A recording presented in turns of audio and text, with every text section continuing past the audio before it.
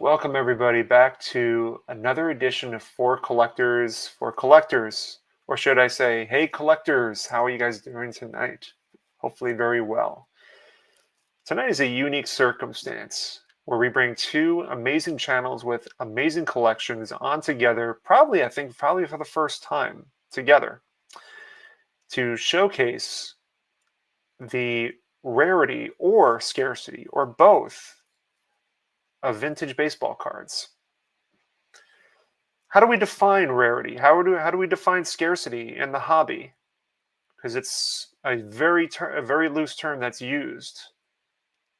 We hear it all the time at shows. We see it all the time on eBay and on different platforms that sell online. So, who better to ask than these two guys that I'm going to bring on shortly? So, stick around, and I will be right back. Welcome to For Collectors.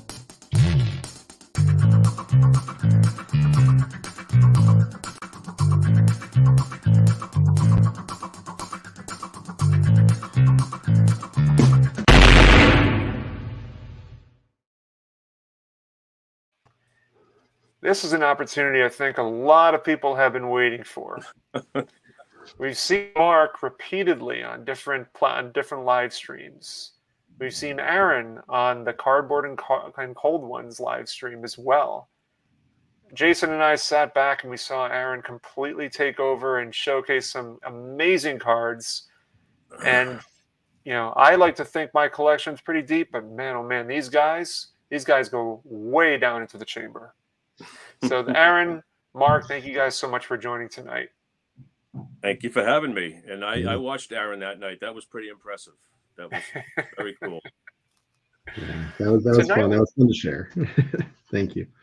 Tonight is going to be an interesting conversation because we hear this all the time. What is rare? What is scarce? How do we define it in the hobby?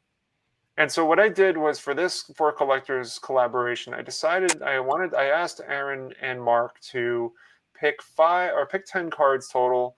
They can divide it up however they feel is best to showcase both rare and scarce from their perspective. And so we're going to be going back and forth. I haven't picked some out for myself here tonight, but I really kind of want to make the focus primarily on these two guys and to get their interpretations of it. So before we start showing cards, I want to start with Aaron. Aaron, how do you look at rarity versus scarcity when it comes to vintage sports cards?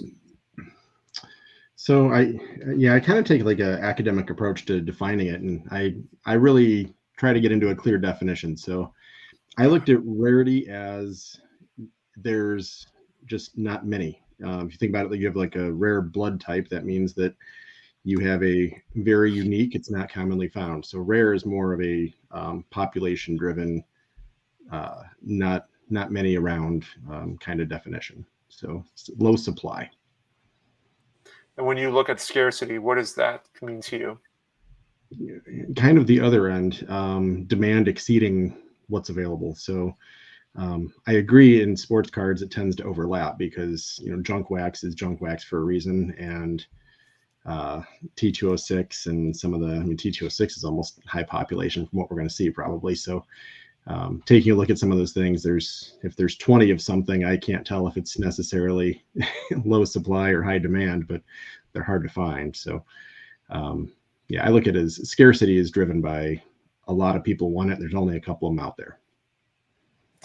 Mark, what about you? When it comes to rare versus scarce, what's your take on it? In the hobby, I think there's a lot of overlap. Scarcity and rarity are pretty close. In the real world, scarcity, we could go back to the pandemic. Toilet paper was scarce. Really not worth any money any more than, but it was scarce. A gold coin is rare, so to speak. In the hobby, I think they overlap more than the real world. If something's rare, it tends to be scarce as well for us. Maybe you could break it up where certain things go into guys' collections and they're just not going to come out. That makes that super rare. Or you have the case with that, I don't know, Grant Jackson rookie card where this guy's bought up like every one that he can find. And that it made that rare. I don't know if you guys have heard that story, but There's one guy who's just made that car rare. He's bought every one he could find. So in the hobby, I think there's very little. They're kind of the same.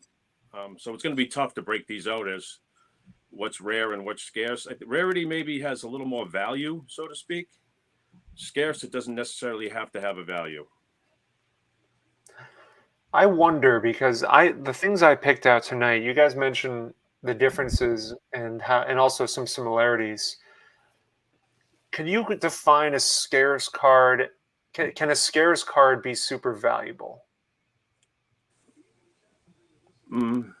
Yeah, I think so.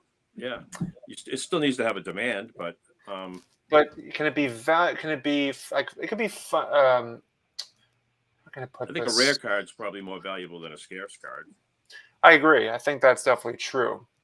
But some of the one item I picked out for tonight, when I showcase it with you guys, I want to get your take on it because I wonder if a scarce card can be defined in this case in one way as a card that may not be the most appealing compared to a different card with that shares the same player or what have you. Like a good example is like team cards that may have a limited population, but they're not the first thing that maybe the majority of people will want. So I wonder if like something like that, it would be classified as more scarce compared to a single player from that team. I guess it depends on how far back you go with a team card. Yeah. If you go with a Fatima up on the shelf here, that's scarce and rare. You pull out a 69 Topps card, or say a 61 with a Williams in it for the Red Sox. I don't think it's particularly scarce. Although there might be less of them around, guys. When I was a kid and I pulled a team card or leader card, those things got thrown to the side right away. So maybe it's scarce in the fact that you find the one that's in great shape. That would be scarcer than a regular card. Yeah, that's sense. Part of where I went too. Yeah, I looked at some of those things of different ways to analyze the population. I really went rare as being maybe the lower threshold. If there's 20 of it, it's rare. It doesn't mean anybody wants it. So I took the interpretation just a little bit different. It probably has higher value because you'll find a buyer eventually. But when there's 20, it's rare. Sometimes I see those cards. I'm like, that's cool, but moving on. I went online and actually looked up the definition, and there's actually a search for it because a lot of people must search for it. It pops right up. Yep. And when you read it, it's kind of blurry. It blurs together, especially what we do. Yes. Yeah. Well, why don't we jump into it? Let's start with a rare card that you both selected. So Aaron, why don't we start with you? I will give you the screen with us on the side. Let me first switch that over, and let's see what you have. All right. So let me grab one of my more popular quote unquote rare cards. This one will probably blur the line a little bit. Actually, no, that one's pretty darn. Yeah, none of them are very common. All right, let's go with this one. This is to me, this is like the perfect rare card, and it's fairly new to me, but that may be familiar to you guys. So that's a Briggs Meats. Yeah. Oh yeah. So 53, 54. For whatever reason, Mickey Vernon's the most highly graded. Let's say that. I think Mantle and Mays both are kind of low double digits, and he's got all of 20 between SGC and PSA. So there's tons of them out there. To me, that's clearly rare. Again, going into that idea of everybody in line for Mickey Vernon. There's no Red Sox in that set, but if there was one card, I might chase him because he did play for him at one point. So there you go. And he's a good player. Yeah. But probably not on our shopping list for Strongsville or something. So well, it's an interesting dynamic because, as you mentioned, Mays and Mantle are kind of the highlights from that set. So but it's interesting because you probably don't see. At least I don't see. I haven't seen a lot of the Mickey Vernon's Briggs Meats cards out there, so it kind of does add a level of rarity to it, and to the right collector, they might want that card, If as Mark expressed with him being a former Red Sox. what did those come in? Hot dogs or something like that? I mean, if you I, were a kid, you wanted the mantle, you might take that card and it could disappear quick. You know, I don't know. yeah, yeah, for sure. Yeah, I think these were. I think they were hot dog issues. I mean, it's destroyed. I don't think it's. You can see the lines. Yeah, it looks So like hot that, dog. yeah, that definitely looks like a hot dog package. It's hand cut, so they're pretty Yeah. much all authentic. I think the last mantle authentic went for like 30 grand. So Oof, man. I decided not to pick that one up. I decided to go for Mickey Vernon, and Good choice. yeah. Sometimes you got to bow it early, so that worked out. One last thing, would you be comfortable sharing what the Mickey Vernon generally goes for, roughly, in price? With 20, it that's the great thing of rarity. It generally doesn't. I think I picked that one up for a few hundred, but it's when there's It's all over. 20 of them. Yeah, I Yeah, mean, how do you really define it? yeah, you kind of look at if anyone else that was close, and he's a little bit better than most of the common guys, but he's not Mickey Mantle. So I mean, he's what, 1/100th of a Mickey Mantle. So that sounds like a good deal. It's a Yeah. good start. Great Yeah. card. Yeah, it's fun. And you need one of the sets, so that sets off the list. I'm good. All right, So- Mark, I'm going to bring you in. I went with a food issue as well, and I went with the 1936 Overland Candy. That's the Jimmy Fox. These were actually the wrappers. Here's the Lefty Grove too. I believe these were folded over, and the candy. This is the actual wrapper. You know, the backs are blank. They had a lot of these have another piece that's supposed to go on, like a red man, a little tab that these neither one of these have. But I would say this is rare because these are a wrapper. So you're going to open your piece of candy, and this thing's getting chucked out. They're pretty There's thin. not a lot of love at the time, I guess. No, they're pretty thin. And these came out over a few years. This is late. The Fox is labeled as 36, but when I did some research on it, they came out over like a 4-year period. And there's 58 of them in the set. So How often do you, I mean, Mark, how often do you go to card shows? I could go to a show every week if I wanted to in the Boston area. I probably hit one up maybe every 2 months. I go to one. And do you happen to see a lot of those there, or are these coming more for online, I like bought like these. auction I've never houses? seen these on anybody's table. Yeah. I know. So these I know are- they're out there. Other guys online have showed them. I think John Mangini showed one of these. Maybe Rick even did. But I've seen these out there on other people. So other people do have them. But I've never seen one on the table at any show. Yeah, that's pretty cool. I've never seen those either. So that's a cool piece. And they're. I bought these years ago, so I got them pretty reasonably.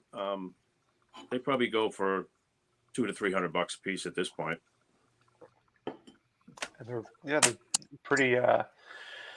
Again, as you mentioned, you don't see them too often. I'd never seen them at shows, and I go to a lot of the East Coast National and Yeah, I don't know about the national, but Philly You'll show. see- I'm gonna keep an eye out for them at the Philly show just to see if they're out of curiosity if I run into one. Yeah, I don't know. Overland Candy. I don't know where it was made. So maybe in certain parts of the country you can find them. Mhm. I don't know. Not sure. All right, Aaron, I'm gonna bring you back in. We're gonna do a scarce card this time. Scarce card hopping over on me. Okay, so let's go. I'll go with my highest populated one, and I won't say that I knew I was going to be on with the Red Sox guy, but actually, it's not a Red Sox card, but it's a Red Sox player, so I'll take some bonus points. That. To me, that's a nice example of something that's scarce. There's not a lot of them out there. I want to say, let's see, what did I come up with? I just ran PSA and SGC, so it says there's 68 graded. So I usually figure about, under 100 is probably rare in most people's definitions. But I believe that's kind of the most commonly regarded rookie, or at least a rookie Yeah. of the era. Postcard back. I know there's a rare blank back, but I got the super high population of 68. So I mean that thing again, you don't worry about centering, you don't worry about any of that stuff. It's No. brutal is fine, You and just grab to that have when it is you see cool. it. That's a nice card. Yeah. So yeah, just he looks so darn young. That's so cool. Yeah. So yeah. I don't have that one yet. It's No? I do Fox, but the Red Sox take priority over the Philadelphia Foxes. Sure. I do have quite a few of them, but I haven't got that one yet. Yeah. It's Yeah. interesting Well, you mentioned before that it was in Jimmy Fox. That's his rookie season, right? Is what you mentioned from that card. I think ish. I think it's about as close as we come to having a rookie card for him. I'm not sure how many years he had in prior to that, but you can tell he's babyface for sure. Yeah. Interesting. And you said how many were graded total? So 68 between PSA and SGC. That's cool. So 67 available to be bought because that one's staying PC. It's a cool card. Definitely. Yeah, I mean, as you see you see a number of other Jimmy Fox cards out there, but never seen like one that's on that postcard before. Yeah, you don't see that one too often. Yeah. Nope. Yeah, All right, it's, Mark. All right. it's the ones that are tough to comp. Yeah. This is the newest card, but it's a vintage player. This is a 1971 Allstate Insurance Ted Williams. This is a 4-card set put out in 71. I believe they think there was 8,000 of these made, and these were handed out at the internal meeting at Allstate. Then they had each guy that got one that was there. The 4 guys besides the William, you have Ruth, Musial, and Cobb, and the backs have a little write up on them. And this is another one I've never seen this at a show. That's interesting. So that's to me that's a really nice example of because it's after his playing career is over, but at the same time, like if you're a Ted Williams collector, This, and yeah, go ahead. you're not gonna. This is a card that my LCS took in on a Friday afternoon. He called me that night after he took it in, and I went down the next morning and bought it. It makes I mean that speaks to your collection because again, it's like it's one of those cards. Again, you mentioned it was given out in meetings or in a meeting was what you said. Yeah, like So an internal meeting for a new product, new line of insurance, or whatever they did, big company conference. And a lot of guys probably weren't collectors. These things might have stayed there. right. And so that sort of card, I mean, comparatively to some of his early playing days cards, probably like that card probably wouldn't go nearly as much as his early playing career, but the value that it has in terms that that only a handful of people have that card gives it a good gives it that scarcity. I looked up the pop report on it one. I forgot what it was now, but it was pretty low. Pretty low. That's cool. That's a good. Occasionally, that's a nice you'll see example. one on eBay or online, but you don't even see them there. So I will jump into this one for the next round of rare. So I'll jump on for this one here. To me, this one is a no-brainer in terms of rarity. That is I always love to show it. The Yep. Coca-Cola test tips of Willie Mays. These were distributed inside the packaging of Coca-Cola. They did a test run where Willie Mays was a part of it, and I believe it was Phil Rizzuto. And Phil Rizzuto had, I think, 3 different variations for his test run. The back showcases a little biography about him, drink Coca-Cola at the bottom. So it's a nice little culture clash of baseball and soda. In terms of rarity, I think there's less than, with PSA, like less than 15 of these graded. This is the only graded PSA 1 copy that I'm aware of. And when I was at the National, Tony, who is another collector. I can't recall if he's a content creator. I want to say he is, but I'm not 100% sure. Picked up the other one that was there at William Chappell's table that was graded authentic. And I couldn't believe that I saw another one there, but we took a picture together because we were both at the YouTube meetup, and it was like, oh my God, we're 2 of 15 or 14 or 15 people in the world that have this graded. Now, graded copy, of course, but yeah, to me, when I think of that low pop count, that to me defines this as a rare item. How often do you see the Rizzuto? I think the only time I saw it was at the National this year. I saw it, I think Chappell had it. Yeah. I think he did. But that's, the Rizzuto, it's funny. I think the Rizzuto you'd probably find a little bit more because that was after his MVP season, if I'm not mistaken. 51 was his MVP year. Yeah, early 50s. Yeah. Yeah. So they Coca-Cola wanted to really, give him his street cred, I guess, and put him in there. But Aaron, I'm gonna switch over to you. You can show off another rare card. All right. Jumping to rare. I'm gonna switch it up. I have a couple in the bullpen. I'll pull one of these out. Just to keep up with the post playing days. This is a somewhat newer one for me, so I feel like this set gets some attention, but that's a card that I feel like I see less than even the Spawn and the Barra. So 47 tip top Honus Wagner. So post playing days, obviously. Those I just thought those are tough. What's the back show? Let me see the back. Yeah. Oh yeah.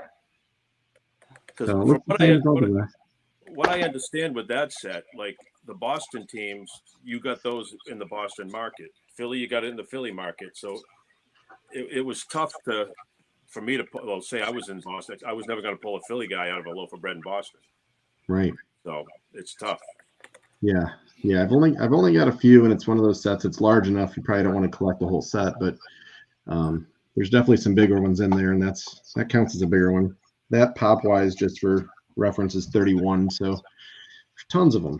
But I still need one for my Red Sox set, and every time one comes up, everybody in the world bids on it, and it goes sky high. And it's Bill Zuber. He's like a no-name dude, but he must be a short print because everybody wants it. Yeah, well, it's the rare scarce debate. Yeah. If it's rare, it becomes scarce, right? I guess so. Well, so clearly, he's the least known guy on the whole Red Sox team, yet he's the hardest one to get. There you go. Yeah, well, it definitely has that rare appeal if it's very desirable and collectible. There's only so many that exist out there, it seems. So, yeah. All right, Mark. Ready? I'm gonna hop into 1934 Al DiMaria set. These are die cuts. This is Rick Ferrell.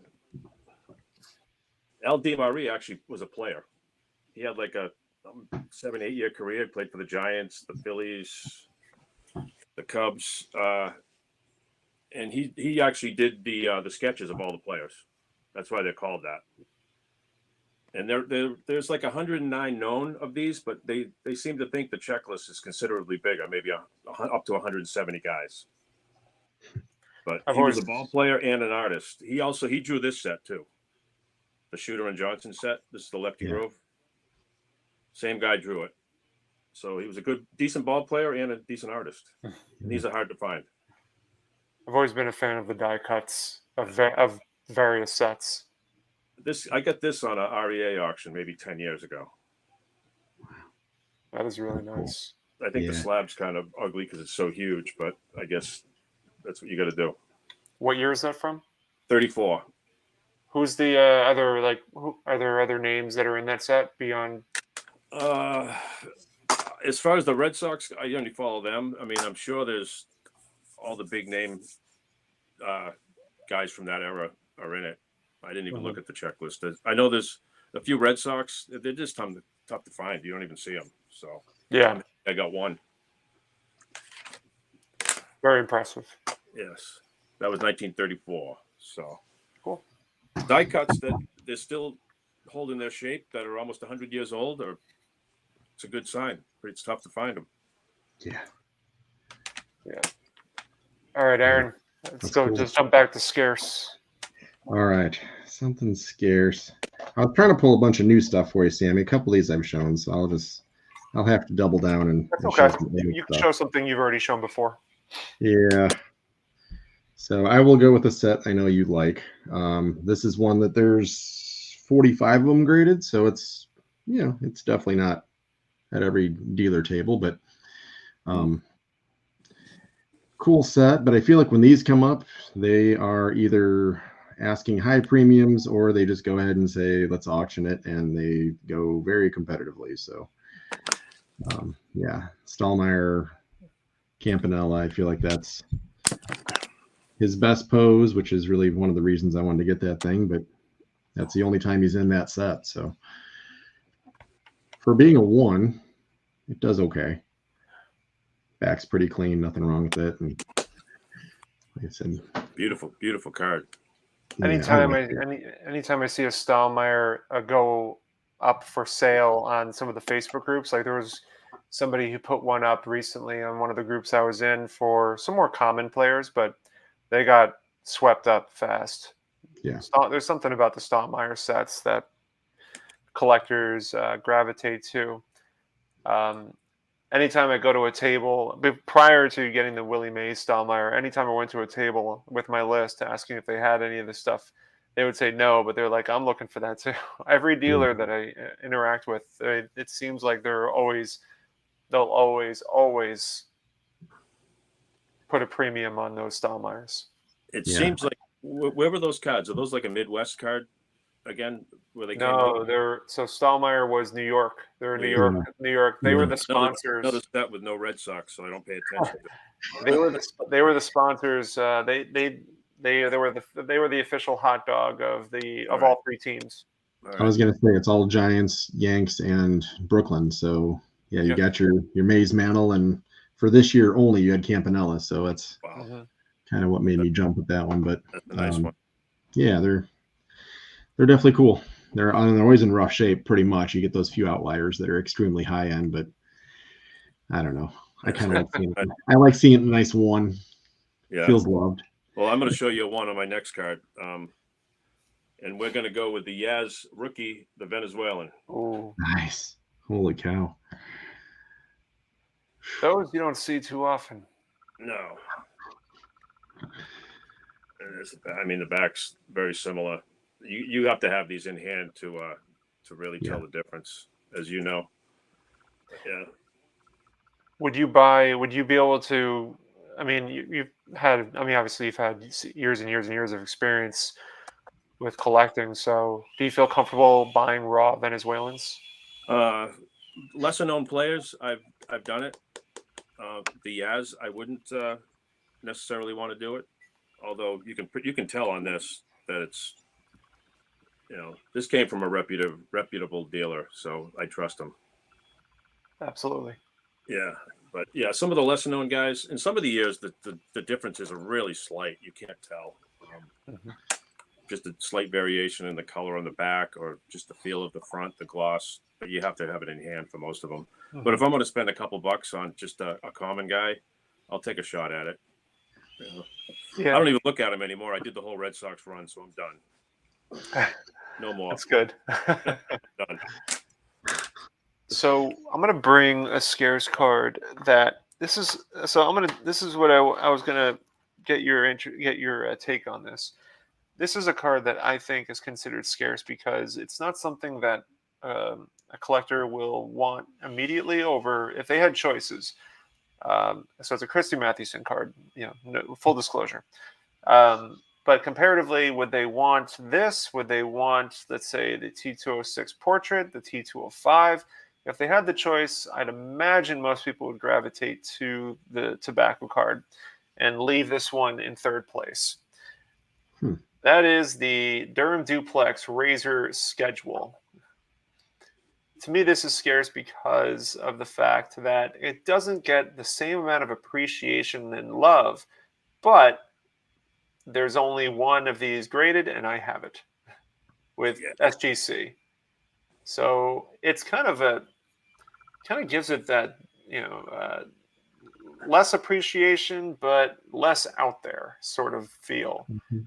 I appreciate it because, again, I love stuff that has culture clashes. Like the Coca-Cola tips, you have maize and Coke. Here you have Durham duplex razors and Mathewson, and Matty was known for being the venturous businessman of his day, and made a lot of deals and investments. And Durham duplex razor thought Matty would make good that year, and it was towards the end of his career, so he did the best he could, but he was definitely teetering to the end of his playing days. But I like, yeah, I like pieces like that to collect. That's, yeah, yeah. Yeah. but I As thought said, that'd be a good example when it comes to the mass collector. When you go to a card show, that will sit in a display case. Not to say it won't sell in the same day, perhaps, but it just won't have the same desire and interest compared to some of his other stuff. In did my you yeah, did you get that at a local show? no, I got that. Dan McKee. Yes. Mhm. Yeah, I bought it from him on eBay. I saw it and I made an offer. I didn't know if it was something you had seen multiple times at a show and then finally said, No, I've never seen another one.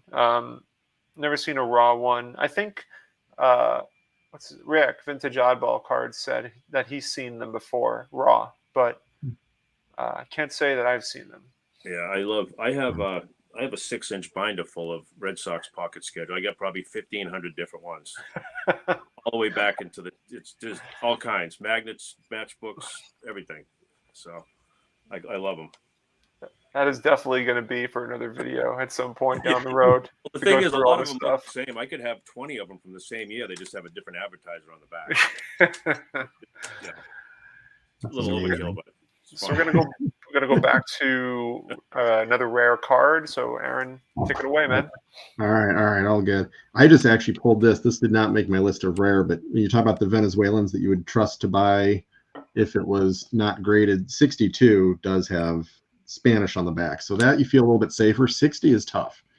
59 can be tough. Yeah, some of the Yeah. years are no brainers. So, the one I was going to share is a 55. So it's an All-American Sports Club. Oh, I love that set. Yeah. So this one, it's rare in that, and I know there's definitely ungradeds out there, so it's kind of silly to say the population is this, but there's 14 graded. What is fun though is when you talk about also ways of making things rare and or scarce, depending on how you want to define it. There's only one graded as a 9, and there's no 10s. So Congrats, man. it goes from 14 to 1 of 1, which is kind of fun. But yeah, there's so many of these, and almost every player you'd want to get, there's probably the option, it seems like, for that year. So it's kind of a fun way to Quite a few, yeah. pick something up. But yeah, and again, it's hand cut, but so I don't obsess over a 7 versus a 9, but if you're going to do numbers, it's nice to have the highest one, I guess. So Yeah, absolutely. That's a good feeling. yeah, so we'll call that good. Yeah. I have a Dom DiMaggio over there on the shelf. So cool. Nice. How many Red Sox are in that set? Is there there's quite a few? few. There's a Harry Aganis, which I have. I don't have them all because it's just like, I mean, there's probably a ton of them. I don't even know if they're even checklisted. Well, what's crazy, the way they hide everything on these things too, the numbers on the front, it's actually on the card. Yeah. Let me show that very well. Kind of yeah, goofy. They carve the numbers in there. 387. Yeah, they hide it in his hat. Like it's, Yeah. he plays for NY 387. I was like, fire department or something. It's crazy. But Yeah. They're all in little weird spots. Yeah. Yeah. They kind of hide it in there. It's like where's Waldo trying to find the number, but Yes. we'll take it. Something All different. right, here we go. I'm going to go with the Ted Signs from the 59 Flair set. Which there's enough of these out there. They're desirable. Most guys that do this set, this is the one card that's usually either the last or the first one. Yeah. Or the one they still need. And this got pulled. I don't know if everybody knows the story. Bucky Harris wasn't signed by Topps, so they had to pull this card. So it's number 68. That's pretty good. That is really nice. Special card. Ted Sign. I'm still learning more and more about that set. But when I took on the consignment recently, there were a number of those Ted Williams cards, and I think it was Brian B. Roth's 6 who told me look out for these cards. Yeah. Actually, it might have been Mookie. Mookie might have told me, but number 68's the one.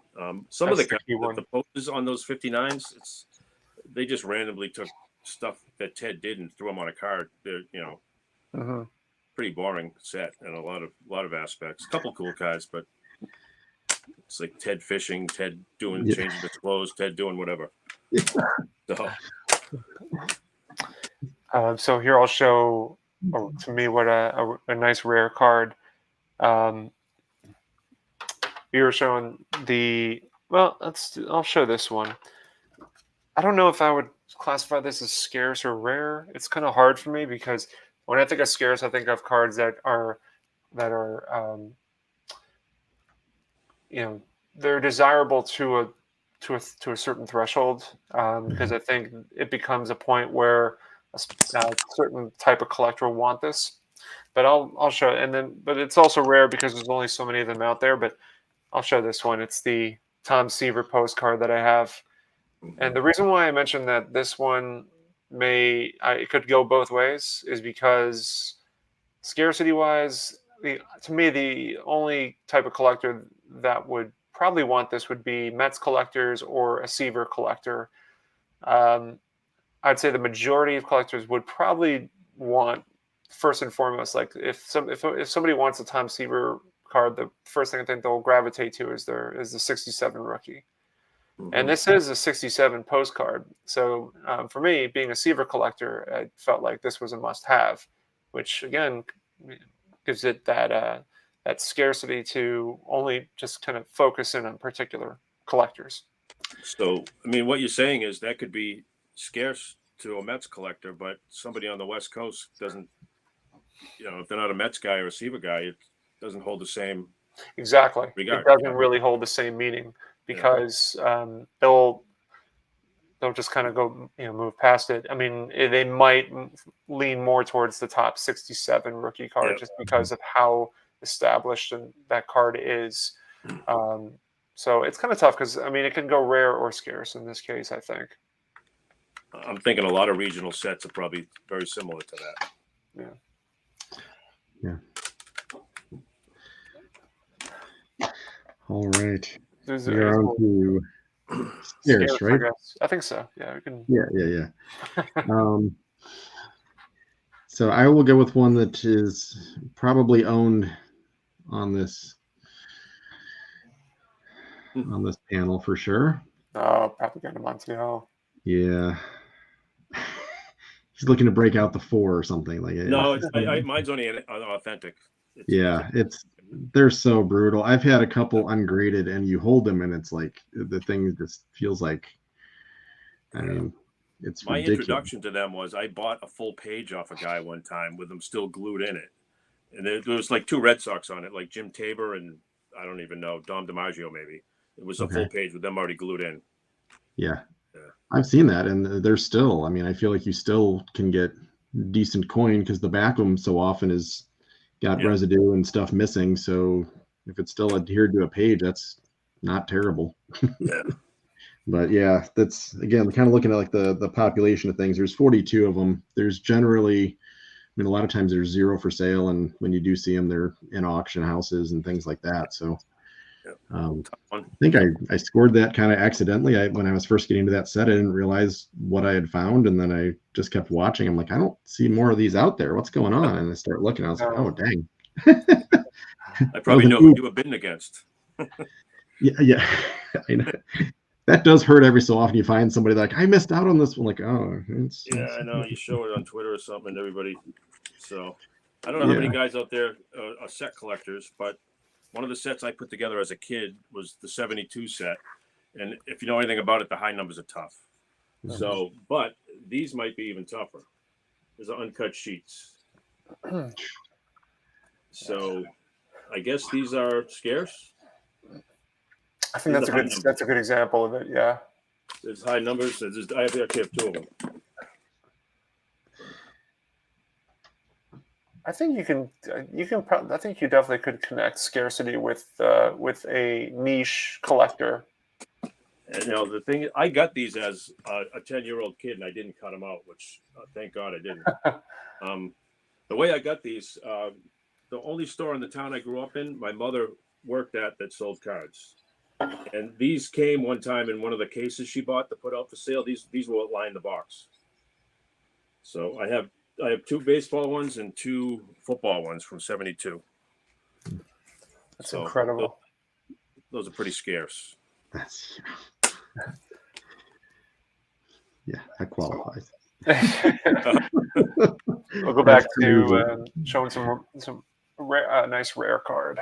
Another rare one. All right, so I will go with another one that looks like there's about 14 of these out there, so it's got to qualify as rare. 1923 Walter Mail's Game. Oh, I just got one in the mail today. Did you really? I got Howard Emke.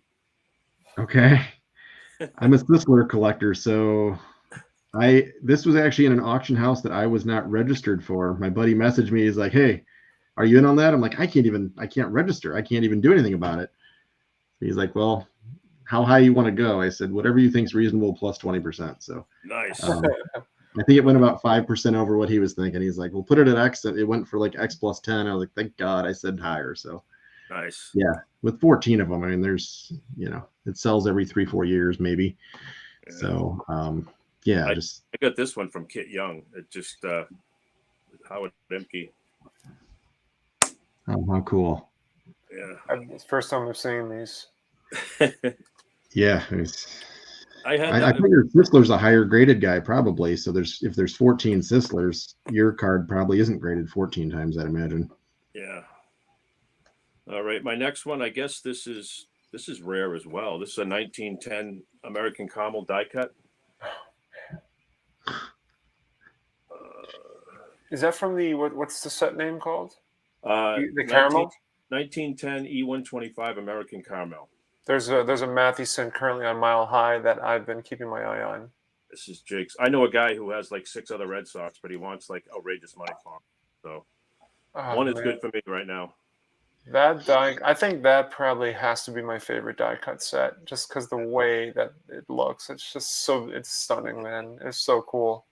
I like the one that Matt showed the other night. The Warren Spahn has the spick and span. Oh yeah, that with his leg kick. Oh man. I actually have Gene Conley up there because he actually played for the Celtics too. So, but I have mine standing up. It's not in a holder. I have it standing up on the shelf. But those are cool. I like them. Yeah. Yeah. Yeah, the oversized ones are really neat. I've got a couple of little baby ones, and they're neat, but they're miniature.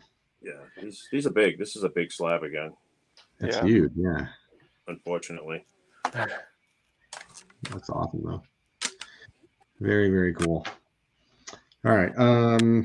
I will jump in R311. This is actually newer to me. So this is kind of funny. There's 23 graded, but obviously I have at least the 24th. So who knows how many are really out there, but nice.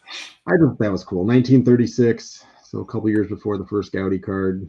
There's several 36s that are ours, but I feel like this is one you see maybe the least. DiMaggio with a couple of teammates. It just looks so casual, and it's the leather finish too, which is the glossy. I feel is fine. I've got a couple of those, but the leather finish just looks so cool.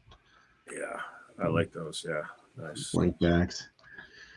So yeah, nice. To me that was a fun one, and I feel like that's actually kind of a good value. So maybe that's an argument against my scarcity of not a lot being out there driving up the price, but I think the oversized just doesn't get enough love. So I think a lot of guys shy away from those just for different reasons. If they're raw, you got to have a different page. If they're in a holder like this, you need a lot of space. So yeah, they're tough to display for most people. So yeah.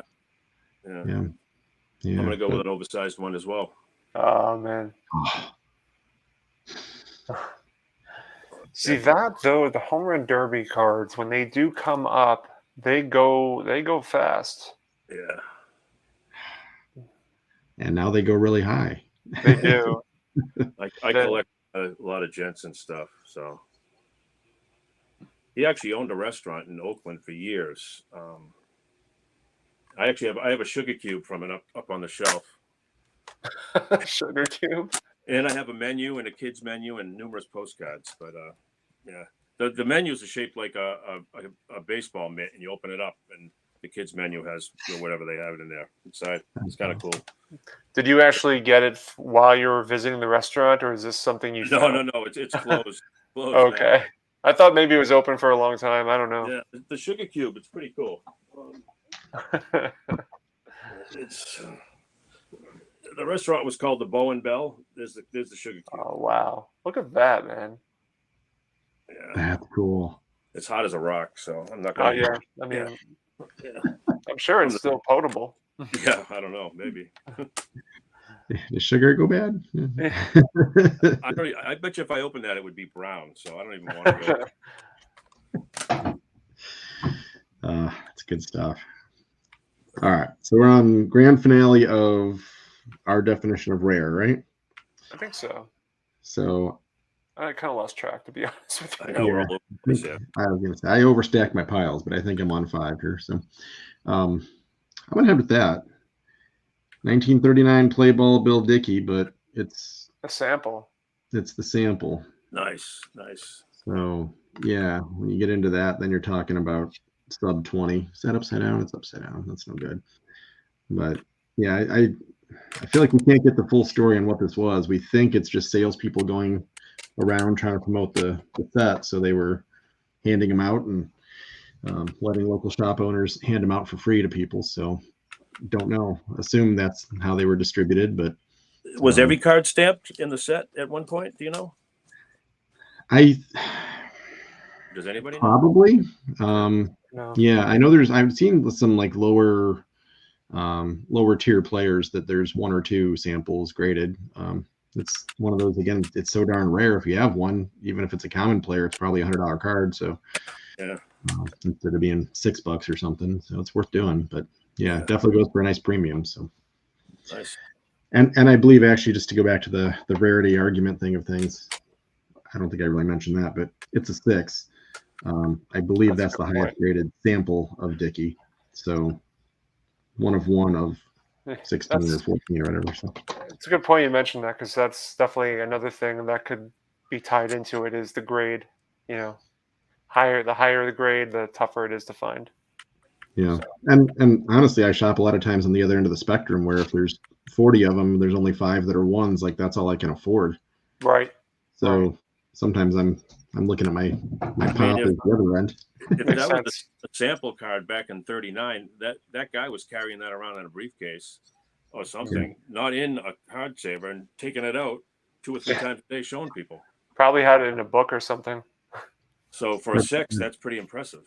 That's very true. You hand that to somebody and they look at it and go like, I don't know. Yeah. Spill coffee on it, do whatever. You know?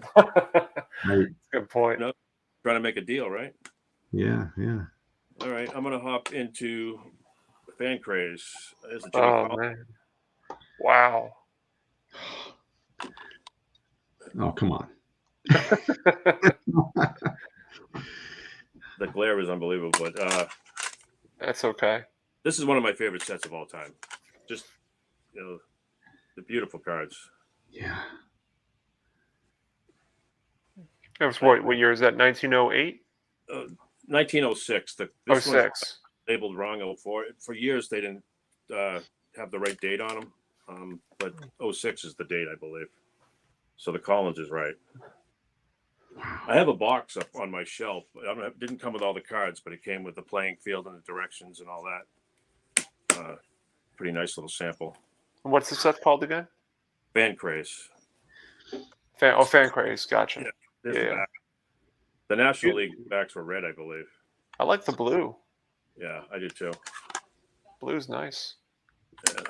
These used to be easy to find, pretty reasonable. Now even the common players are tough to find and very expensive. Yeah. I was just watching an Elmer Flick on eBay, and that was pushing $1,000, and he's Hall of Famer, but I bought a lot. I mean, I paid most for these 2, the Hall of Famers, but the Red Sox have 7 of the guys in the set. and I paid under 50 for all 7 of them. Oh, 50 each, under 50 each years ago. wow. Well, I'll jump into this again, probably for the last time for tonight, but that's okay because this is again. I wanted to focus this on you guys. This is my big pickup at the National. This is the highest grade possible. With I think it's shared with one other card, also same grade. Variation to me, based on my research, this is the most popular variation. It is the Pinkerton Mathewson from 1913 to 15. There's little to know how many players truly exist in this set, but there's 3 variations. There's the standard plain back, there's the postcard back, and then there's the most, in my opinion, the most popular one, which is the scorecard back. And this is my big pickup at the National this year. There are 3 or 4 of these total with PSA, and this is the highest grade, shared with one other card out there floating that's also a 3. Just with this, that's just the scorecard back. I think there's a little bit more with the blank back or the postcard back. So You've been Super cool. scooping up all the tough to get oddball Mathesons. not yet. I'm still waiting on the. I still have to get that die cut, and I have one more day to decide if I'm going to splurge or not. Isn't Matheson? I saw it in the Hall of Fame. I don't know if you guys have been up to the baseball card display on the 3rd floor, but I believe there's a leather of Matheson up there displayed. Yeah, I remember seeing that. It's remarkable. Yeah, really cool. Yeah. I haven't been there since like '94, so it's been a few minutes. So I go every year. It's my 6 years in a row so far. Really? Okay. 3, Probably 4, as far for you as it is for me. Yeah, I have a 4-hour ride. It's pretty easy to make. Yeah. I'm probably a little more than that, but not too much.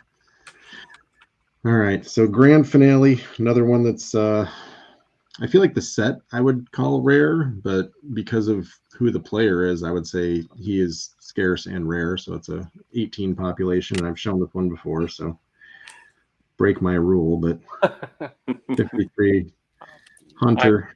I break that rule every single time. Yeah. Every single video that I do. That is pretty amazing. That's one I would show over and over and over. And, I feel like this is a testament to just being tied in and connected, because this was somebody I'd done a deal with, and they'll every so often just reach back like, hey, you want to buy something else? And like, just Sisler and Musial, maybe some Barras, keep me in mind. And, every so often they shoot you a message and say, hey, you got this thing.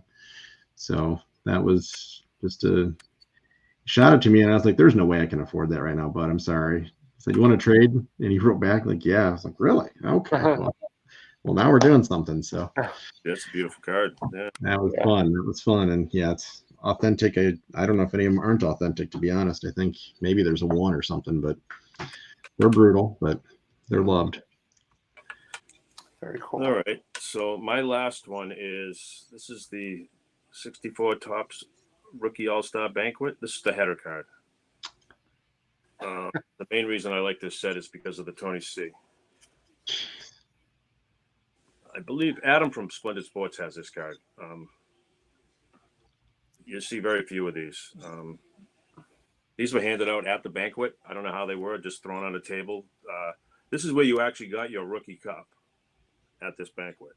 Wow. This is the 1 year that they did the cards. I know that they got actual rookie cups because I was at a show one time and Tommy Hopper was signing, and he was selling some stuff to a dealer that I bought a lot of stuff from. And the dealer said, let's go, follow me out to his car. And he pulled his rookie cup out of his trunk and sold it. I didn't buy the rookie cup, but I actually bought 4 cards signed out of Tommy Hopper's trunk from Tommy Hopper. One was a Cons, it's either a 70 or a 71 Super. It was a couple other smaller things, a team issue, but he signed them all for me and I bought them out of his trunk. That's crazy. This is another card from this set. I have 8 or 9 from this set. This shows like the all rookie teams from '59 when Topps started putting their cups on. Is that McCovey on the top? It is, yeah. And I have the book, the program from this, and it actually, because McCovey doesn't have a card in the '59 set. No. They have a full card in the book of McCovey. Wow. Wow. I don't. I That can't reach it from here, is but and I know this is my honorable mention. I did this one just for you, Sammy. So nice. Transagram. This is the Nice. Rico full box.